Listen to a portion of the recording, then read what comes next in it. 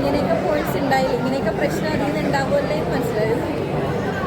അതായത് കാണുമ്പോൾ ആളുകളുടെ മെന്റാലിറ്റി ഇങ്ങനെ വിചാരിക്കും, അങ്ങനെ തോന്നിയിട്ടായിരുന്നു ആളുകളുടെ മെന്റാലിറ്റി. ഞാനിങ്ങനെ മറ്റുള്ളവരുടെ മെന്റാലിറ്റി നോക്കുന്നത് ആസ് ഒരു മോഡൽ നമുക്ക് കംഫർട്ടബിൾ ആയി എന്താണോ അത് നമ്മൾ ചെയ്യാം. ഇപ്പോൾ ഇന്ന കോസ്റ്റ്യൂം മാത്രം ധരിക്കുള്ളൂ എന്നല്ലല്ലോ മോഡലിങ്ങിലുള്ളത്. മോഡൽ എന്ന് പറയുമ്പോൾ കംഫർട്ടബിൾ ആയി എന്താണോ അത് ചെയ്യുക എന്നുള്ളതല്ലേ. ഇപ്പോൾ ഫിലിമിലാണെങ്കിലും ക്യാരക്ടർ എന്ന് പറയുമ്പോൾ അത് ചെയ്യുന്നു എന്ന് പറയുന്ന പോലെ മറ്റുള്ളവർക്ക് അത് ഇഷ്ടപ്പെടാണ്ടിരിക്കാം. അതെ അതെ, ഫുൾ സപ്പോർട്ടാണ്. ഫിലിം ഫീൽഡിലാണെങ്കിലും മോഡലിങ്ങിലാണെങ്കിലും ഫുൾ സപ്പോർട്ട് ഉണ്ട്. ഈ ഡ്രസ്സിങ് പറഞ്ഞാൽ പല സ്ഥലത്തും പല രീതിയിൽ ഡ്രസ് കോഡ് ഉണ്ട്, അല്ലെങ്കിൽ ഡ്രസ്സ് ധരിക്കണം. ഇപ്പോൾ ഒരു ഉദ്ഘാടന വേദിയിൽ ഇങ്ങനത്തെ ഡ്രസ്സ് ധരിക്കാൻ പാടുള്ളൂ, അല്ലെങ്കിൽ സ്കൂളിലേക്ക് ഇങ്ങനത്തെ ഡ്രസ്സ് ധരിക്കാൻ പാടുള്ളൂ, അല്ലെങ്കിൽ വേറെ ഫംഗ്ഷനിലേക്ക് പോകുമ്പോൾ ഇങ്ങനെ ഡ്രസ്സ് ധരിക്കാൻ പാടുള്ളൂ, അങ്ങനെ എന്തെങ്കിലും വിചാരിക്കുന്നുണ്ടോ ഡ്രസ് കോഡ്?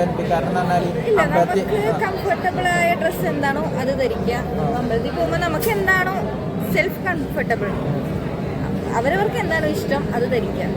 പിന്നെ ഓരോ കാറ്റഗറീസ് ഉണ്ടാക്കിയിരിക്കുന്നത് അതിനാണല്ലോ. Party wear, gym wear, school wear, set മുണ്ടൊക്കെ ഓരോ കാറ്റഗറീസ് ഉണ്ടാക്കിയിരിക്കുന്നത് അതിനാ. നമുക്ക് എന്താണോ കംഫർട്ടബിൾ അത് ധരിക്കാം. ഇപ്പോൾ ഈയിടെയായിട്ട് ഒരു വാർത്ത വന്നിട്ടുണ്ടായിരുന്നത് അമ്പലത്തിലേക്ക് പോകുന്ന സമയത്ത് ശരീരഭാഗങ്ങൾ പ്രദർശിപ്പിക്കുന്ന രീതിയിലുള്ള വസ്ത്രം ധരിക്കാൻ പാടില്ല, അങ്ങനത്തെ വസ്ത്രം നിരോധിക്കണം എന്ന് കുറേ ആൾക്കാർ പറഞ്ഞിട്ടുണ്ടായിരുന്നു. അപ്പോൾ അതൊക്കെ കേൾക്കുമ്പോൾ എന്താ ആസ് എ മോഡൽ നോക്കുമ്പോൾ എന്ത് തോന്നും? ഒരു കാര്യം ചെയ്യട്ടെ, ഈ അമ്പലത്തിൽ പോകുമ്പോൾ എല്ലാവരും എടുക്കുന്ന കോസ്റ്റ്യൂം ഏതാ? സാരി. സാരി എങ്ങനെ കൊടുക്കണ്ടേ? ഞങ്ങൾ ചെറിയ പിള്ളേര് ഞങ്ങൾ മോഡൽസ് അല്ലെങ്കിൽ ഞങ്ങളുടെ ആ ഒരു ഏജ് കാറ്റഗറി ഉള്ളവർ കഴുത്തിറക്കിയാലോ സ്ലീവ്ലെസ് ഇട്ടാലോ പ്രശ്നം.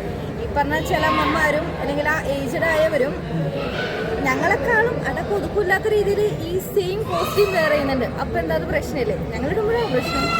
ഈ സാരി എന്ന് പറയുന്നത് ഈ പറഞ്ഞ പോലെ ട്രഡീഷണൽ വെയർ അല്ലേ, അമ്മമാരും എല്ലാവരും യൂസ് ചെയ്യുന്നതല്ലേ. അല്ല അത് അമ്പലത്തിലുള്ള ഡ്രസ്സല്ലേ. ഈ സെറ്റ് കൊണ്ടായിക്കോട്ടെ സാരി ആയിക്കോട്ടെ എല്ലാവരും കോമൺ ആയിട്ട് അമ്പലത്തിൽ കൊടുക്കുന്നത് എന്താ? സാരി.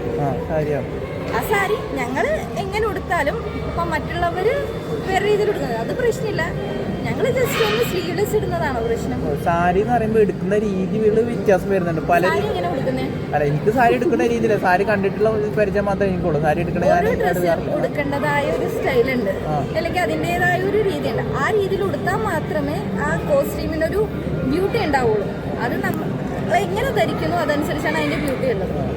അല്ല, ഈ വാർത്ത കേൾക്കുമ്പോൾ എന്താ തോന്നാറ്? ഈ ഇങ്ങനത്തെ ശരീരഭാഗം പ്രദർശിപ്പിക്കുന്ന രീതിയിലുള്ള അങ്ങനെ മറ്റുള്ളവരുടെ കോൺസെപ്റ്റ് ടാറ്റു ഒന്ന് കാണിക്കും. ഓ, ഇത് ഭയങ്കര രൗദ്രഭാവമാണല്ലോ. ശരിക്കും ഇങ്ങനെ തന്നെയാണോ? എന്ത് തോന്നുന്നു? അല്ല, അങ്ങനെയാണോ ശരിക്കും? യക്ഷികാളി സങ്കല്പം ആയിട്ട് ചെയ്തത്. അത്രേ ഉള്ളൂ. യക്ഷിയാവോ ശരിക്കും? അല്ല, ഈ കമന്റുകൾ, നെഗറ്റീവ് കമന്റുകളൊക്കെ വരുമ്പോഴേ യക്ഷിയാവാറുണ്ടോ? കമന്റിൽ ഞാൻ ശ്രദ്ധിക്കാറില്ല. ഈ പറഞ്ഞ പോലെ പലർക്കും പല അഭിപ്രായങ്ങളാണ്. എനിക്ക് എന്റെ കംഫർട്ടബിൾ എന്റെ ഇതല്ലേ ഞാൻ നോക്കുന്നത്. അത്രേ ഉള്ളൂ. എന്തിന് ഈ ടാറ്റൂവിന്റെ ഇതിൽ തന്നെ കുറേ കമന്റ്സ് അത് നോക്കാൻ നിന്നാൽ അതിനെ നേരം കാണുള്ളൂ.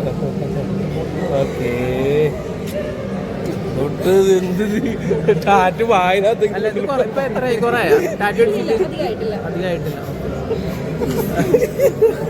Okay, thank you. പുതിയ ഫോട്ടോഷൂട്ടായിട്ട് പെട്ടെന്ന് വരണം, ഞങ്ങൾ പെട്ടെന്ന് കാത്തിരിക്കുന്നുണ്ട്. ഓക്കെ, തീർച്ചയായിട്ടും. ഇനിയിപ്പോ നാട്ടിലുണ്ട് കുറച്ച്. Thank you.